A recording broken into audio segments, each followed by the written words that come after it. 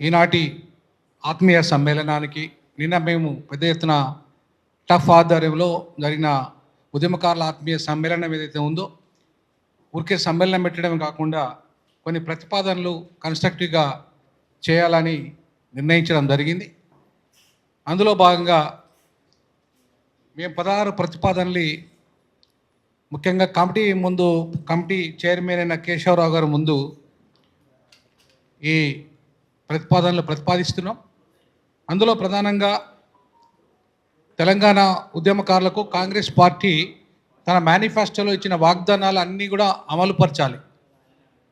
తెలంగాణ ఉద్యమకారుల గుర్తింపును పారదర్శకంగా కొంతమంది అంటే పేరు చెప్పడం కాదు కానీ ఒక బయట ప్రచారం ఏం జరుగుతుందంటే బయట విమర్శ ఏంటంటే ఒక్క కోదండరామ్ గారి జేఏసీ ఉద్యమకారులు మాత్రమే పిలుస్తున్నారు. ఇది వాస్తవం. ఎందుకంటే ఇవాళ ఇంత టఫ్ నుండి ఒకరికి ఆహ్వానం లేదు.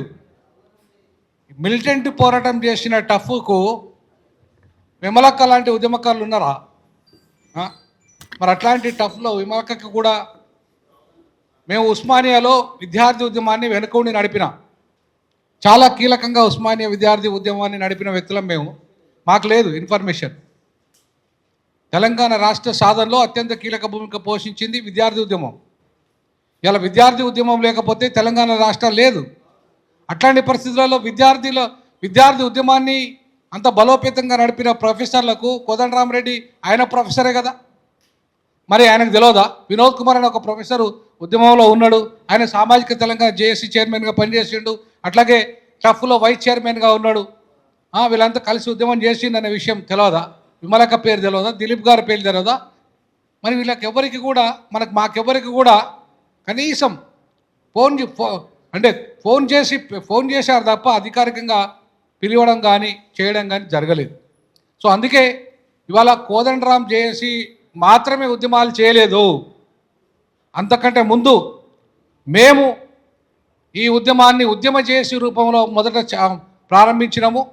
తర్వాత టఫ్ మాకంటే ముందు ప్రొఫెసర్ జాదవ్ గారు ఐక్యవేదిక ఆధ్వర్యంలో అలాగే టఫ్ కార్యక్రమం నిర్వహించింది. ఈ అసలు అత్యంత కీలక భూమిక పోషించింది ఇవాళ టఫ్. తెలంగాణ ఉద్యమంలో మిలిటెంట్ పోరాటం చేసింది టఫ్.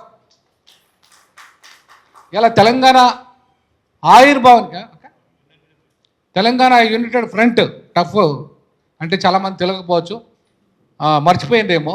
తెలంగాణ యునైటెడ్ ఫ్రంట్ ఇలా చాలా అత్యంత కీలక భూమిక పోషించింది. ఇవాళ చైర్మన్ గారిని కమిటీ మెంబర్లకు అడుగుతున్నాం. ఈరోజు మహిళలకు ఆ కమిటీలో స్థానం లేదు, ఆ కమిటీలో ముస్లింలకు స్థానం లేదు, ఆ కమిటీలో కీలక భూమిక పోషించిన మాదిగ కమ్యూనిటీకి స్థానం లేకుండా పోయింది. మరి ఇంకా మిగతా వర్గాలకు కూడా అక్కడ స్థానం లేకుండా పోయింది. కనీసం ఆ కమిటీలో లేకపోయినా సరే గుర్తింపు ఉండాలి కదా.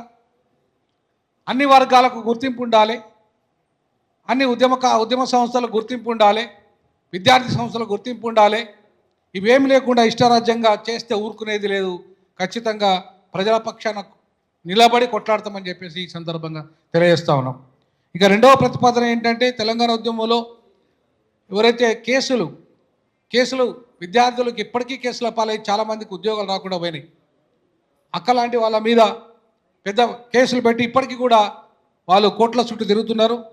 మరి ఎట్లాంటి వాళ్ళ మీద కేసులు ఎత్తేస్తానని అప్పుడు కేసీఆర్ చెప్పాడు, కానీ ఒక్క కేసులు ఎత్తేయలేదు. అలాగే ఇప్పటికీ కూడా ఈ ప్రభుత్వం కూడా కేసులు ఎత్తేయాలని చెప్పేసి మేము డిమాండ్ చేస్తూ ఉన్నాం. తెలంగాణ ఉద్యమాన్ని దెబ్బతీయడానికి విమక్క లాంటి వాళ్ళ మీద పెట్టిన అక్రమ కేసులను, విద్యార్థి ఉద్యమ నాయకుల మీద పెట్టిన అక్రమ కేసులను ఖచ్చితంగా వెంటనే ప్రభుత్వము ఎత్తివేయాలని చెప్పి డిమాండ్ చేస్తూ ఉన్నాం. తెలంగాణ అమర వీరులను గుర్తించి వారి కుటుంబానికి ఒక ఉద్యోగం లేదా భూమి లేదా ఉపాధి అవకాశం కల్పించాలి. ప్రతి కుటుంబానికి ₹1 కోటి నగదు పారితోషికం, ₹1 కోటి అమౌంట్ క్యాష్ అమౌంట్, అలాగే అమరుల తల్లికి పెన్షను, అలాగే వారి పిల్లలకు ఉచిత విద్యా సౌకర్యం కల్పించాలని డిమాండ్ చేస్తూ ఉన్నాం. అలాగే అమరుల స్మృతికి జిల్లాకు ఒక స్మృతి వనము ఏర్పరిచి అందులో గ్రంథాలయము, ఎగ్జిబిషన్ లాంటి అభివృద్ధిపరచాలి. నియోజకవర్గానికి ఒక స్మృతి ఆడిటోరియం నెలకొల్పాలి. ఇది కంపల్సరీ చేయాల్సిన అవసరం ఉంది. అట్లే కాకుండా తెలంగాణ ఉద్యమకారులకు తెలంగాణ రాష్ట్ర సమర యోధులుగా గుర్తించి వాళ్ళకు గుర్తింపు కార్డులు ఇవ్వాలి. ఉద్యమకారులందరికీ ప్రభుత్వ ఉద్యోగుల మాదిరిగా వైద్య సౌకర్యము, ఉచిత వైద్య సౌకర్యం కూడా కల్పించాలి. తెలంగాణ ఉద్యమంలో జీవితాంతం పనిచేసిన ప్రొఫెసర్ జాదవ్, కేశవరావు జాదవ్, అలాగే ప్రొఫెసర్ బియ్యాల జనార్దన్ రావు, సంగం శెట్టి సత్యనారాయణ, అలాగే సంగం లక్ష్మీబాయి, ఈశ్వరిబాయి, సదాలక్ష్మి లాంటి ఈ మహనీయులు వీరి పేరు మీద స్మారక చిహ్నాలు నిర్మించాలి. ట్యాంక్ బండ్పై ఉస్మానియా ఇంజనీరింగ్ కళాశాలకు ప్రొఫెసర్ కేశవరావు జాదవ్ సారు పేరు పెట్టాలి. చిందు ఎల్లమ్మ, చందాబాయి, చాకలి ఎల్లమ్మ, మల్లి స్వరాజ్యం లాంటి మహిళా స్మారక అవార్డులు కూడా నెలకొల్పాలని సందర్భంగా మేము సూచిస్తున్నాం, ప్రతిపాదిస్తున్నాం. ఇంకా మిగతా ప్రతిపాదనలు మన మిత్రులు నాగరాజు గారు ప్రతిపాదిస్తారు.